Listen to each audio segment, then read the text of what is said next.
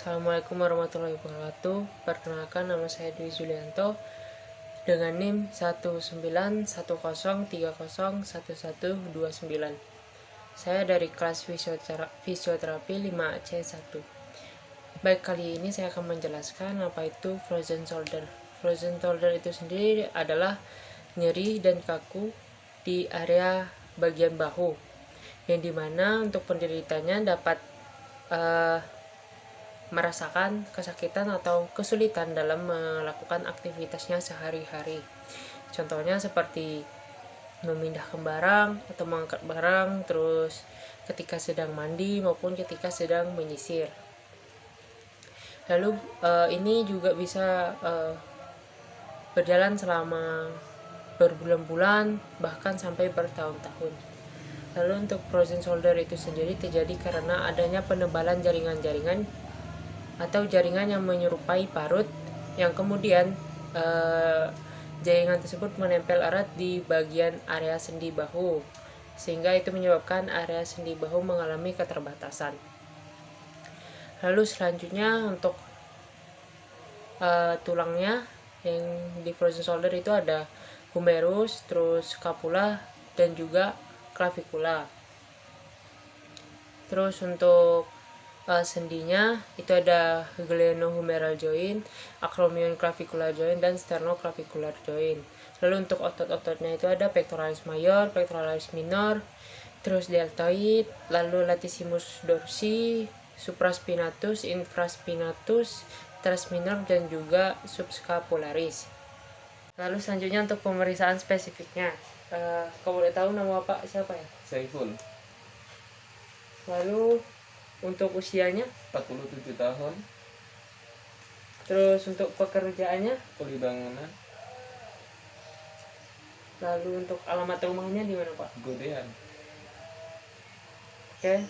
Terus untuk yang Bapak rasakan sekarang ini apa ya Pak? Nyeri bahu di bagian kanan.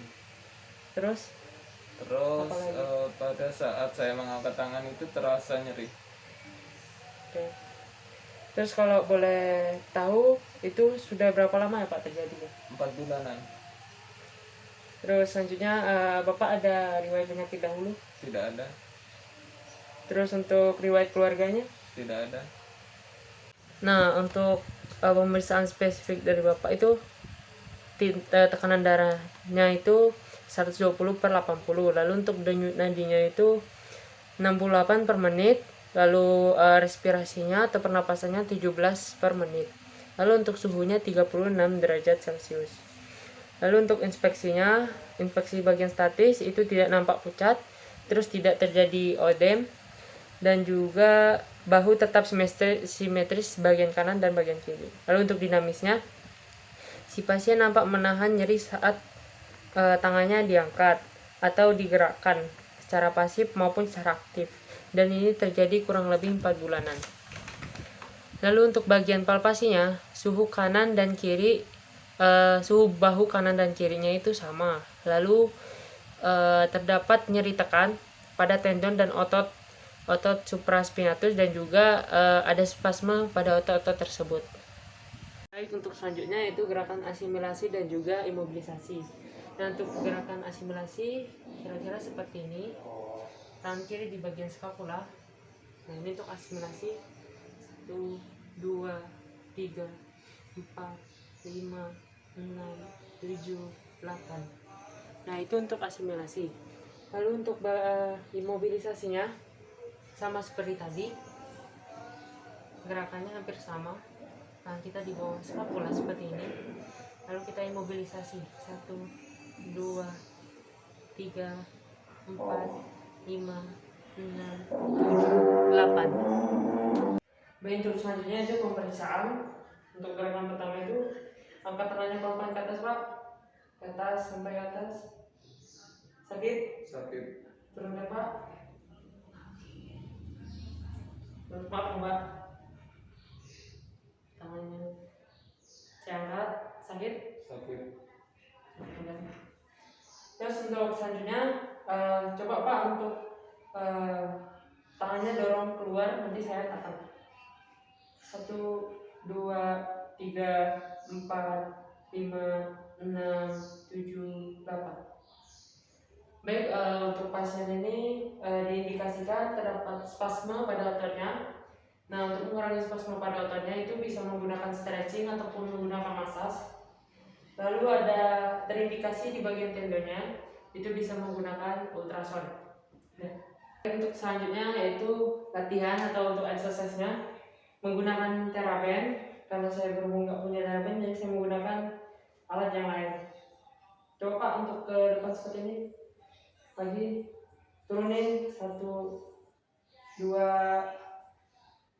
3, 4. Dan untuk selanjutnya gerakannya seperti ini.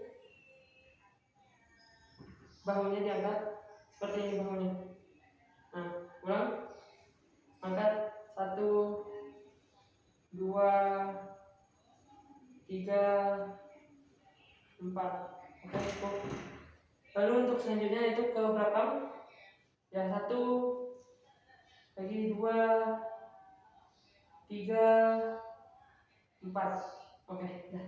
Dan selanjutnya yang terakhir yaitu edukasi, yang dimana kita meminta pasien untuk mengayunkan tangannya ketika sedang berjalan dan jangan melakukan aktivitas yang berat pada bagian bahu atau tangan yang sedang sakit.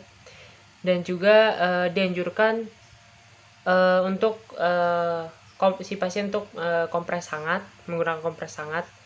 Terus pasien juga dapat melakukan latihan atau exercise yang dianjurkan atau yang diajarkan oleh fisioterapi. Sekian dari saya, kurang lebihnya saya minta maaf. Wassalamualaikum warahmatullahi wabarakatuh.